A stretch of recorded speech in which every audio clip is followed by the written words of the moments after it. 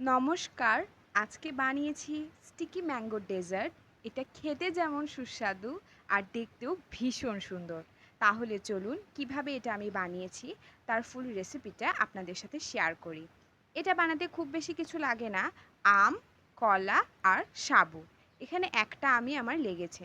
সাবুটাকে আমি ১০ মিনিট জলে ভিজিয়ে রেখেছিলাম। এরকম নরম হয়ে গেলে এটাকে জাল করে নিতে হবে। ১ কাপ দুধ, ২ চামচ সুগার সিরাপ আর সেই ভেজানো সাবুটাকে দিয়ে ভালো করে জাল করে এরকম ঘন করে নিতে হবে। একদমই স্টিকি। এখানে আপনারা চিনিও ব্যবহার করতে পারেন, তবে আমি এখানে সুগার সিরাপটা ব্যবহার করেছি। আরও নিয়েছি এখানে আম কুচি আর কলা কুচি, এগুলোকে আমি কিউব করে কেটে নিয়েছি।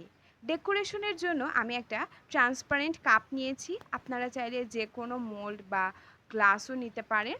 এবারে এর মধ্যে প্রথম লেয়ারে দিয়ে দিলাম সেই ঘন করে জাল করা সাবুটা। এরপরে দিয়ে দেব আমের কুচি।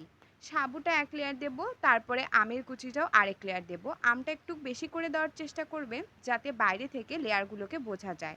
আর কলার রঙটা যেহেতু সাদা, তাই এগুলোকে আমি মাঝখানে দিয়ে দিচ্ছি যাতে বাইরে থেকে কলাগুলোকে দেখা না যায়।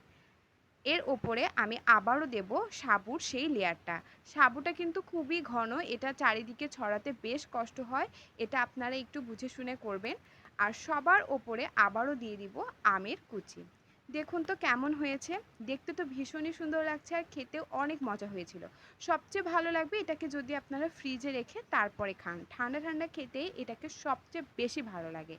আশা করি আপনাদের আজকের এই ভিডিওটা ভালো লেগেছে। যদি ভালো লেগে যায় অবশ্যই একটা লাইক করবেন আর প্লিজ আমার চ্যানেলটাকে সাবস্ক্রাইব করবেন।